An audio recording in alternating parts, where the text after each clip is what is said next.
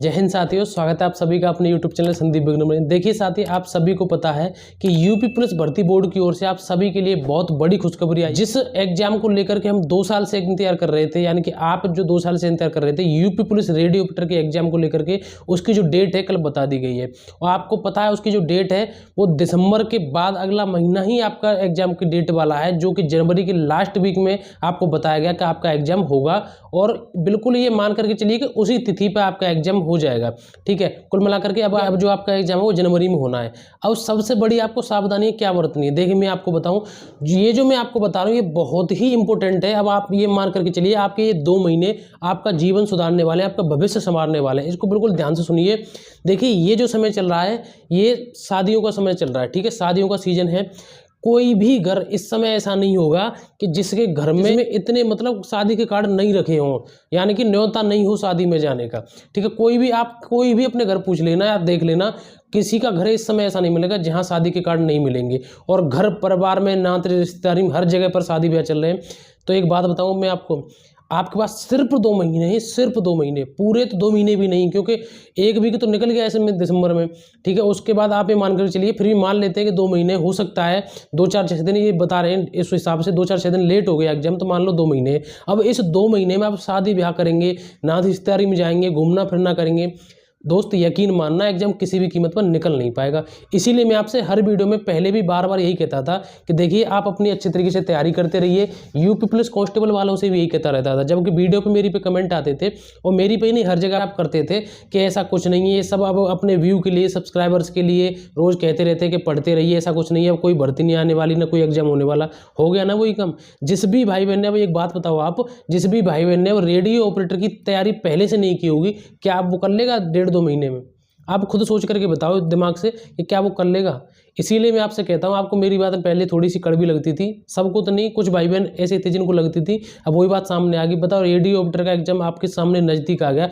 पर मैं आपको बताऊँ, अब अच्छे तरीके से आपको तैयारी करनी है, जो भी भाई बहन पहले से तैयारी कर रहे हैं, और बिल्कुल एकदम सिलेबस को निकाल करके एकदम बिल्कुल फैक्ट टू फैक्ट तैयारी करिए।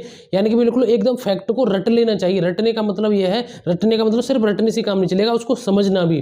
ठीक है, और एकदम बिल्कुल सिलेबस को अच्छी तरीके से तैयारी करनी है। अब टारगेट बना करके तैयारी करना भाई, वैसे गोलमाल तैयारी नहीं हो पाएगी कि बस हमने कोई भी किताब ले ली। ठीक है, जैसे फॉर एग्जाम्पल मानो ये किताब है मेरी, और ये किताब है मैंने ये ले ली कि ये जीएस की किताब है, बस मैं इसे पढ़ता जा रहा हूँ, इससे कुछ नहीं होगा।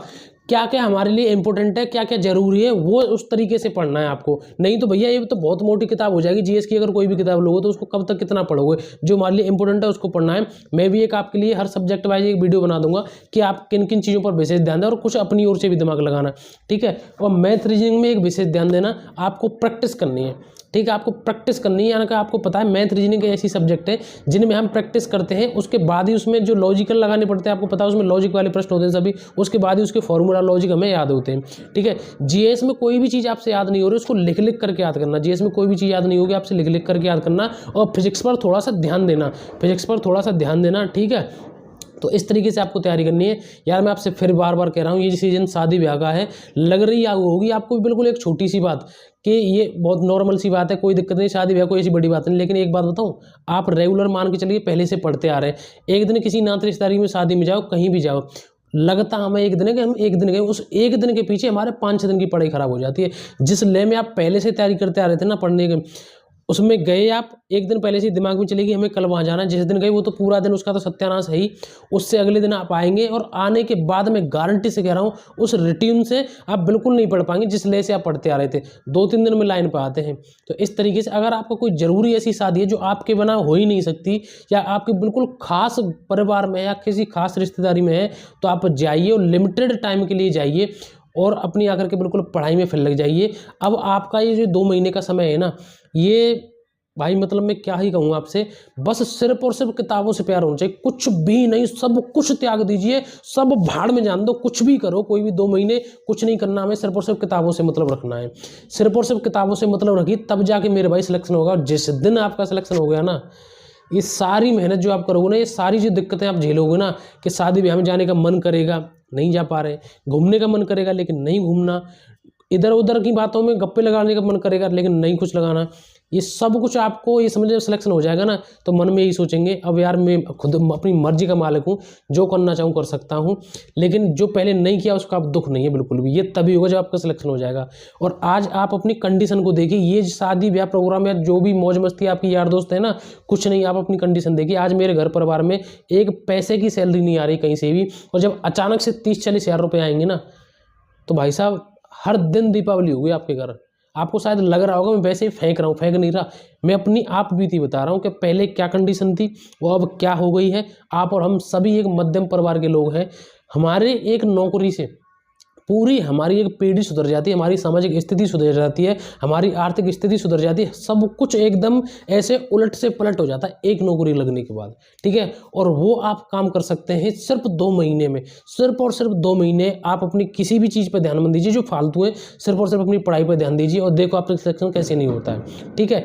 और यही नहीं कि आपको वो जो पढ़ाई करेंगे उससे इसी में फ़ायदा होगा, आप रेडियो ऑपरेटर के साथ साथ अपना कांस्टेबल वाला भी एग्जाम देंगे ना, उसमें भी आपकी सभी ये पढ़ाई काम आएगी।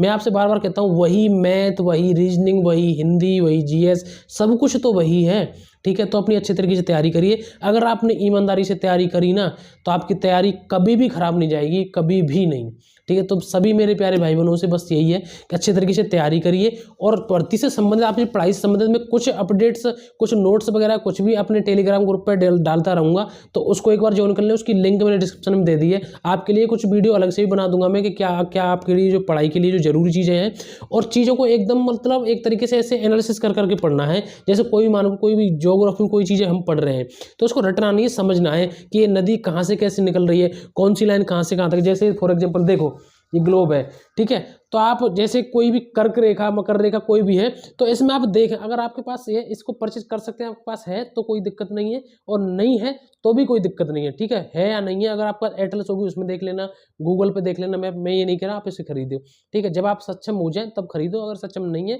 तो कहीं बुक में देख लीजिए, हर जगह मैप आपको अवेलेबल मिल जाएंगे।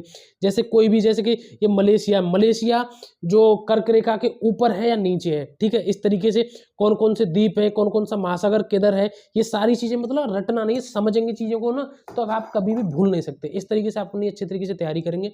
आपका कोई भी डाउट रहता है आप मुझे बताइए। आप मेरे सभी प्यारे भाई बहनों, मुझसे अगर हो सकेगा मैं आपको तुरंत कमेंट में बताऊंगा, अगर हो सकेगा तो मैं आपको वीडियो के माध्यम से कोई भी जानकारी होगी बता दूंगा। तो दोस्तों आज के लिए इतना ही। अभी भी आपको कोई डाउट हो कमेंट करना, और यार वीडियो को लाइक करके एक बार चैनल को जरूर सब्सक्राइब कर देना, जिससे मुझे भी कुछ मोटिवेशन मिलता है कि जो मैं बता रहा हूँ उससे मेरे प्यारी जो भाई बहन है वो मेरी बातों को सुन रहे हैं और समझ रहे हैं। तो दोस्तों आज के लिए बस इतना ही। चैनल को जरूर सब्सक्राइब करना। अब मिलेंगे अगली नई वीडियो में एक नए टॉपिक के साथ। जय हिंद, जय भारत।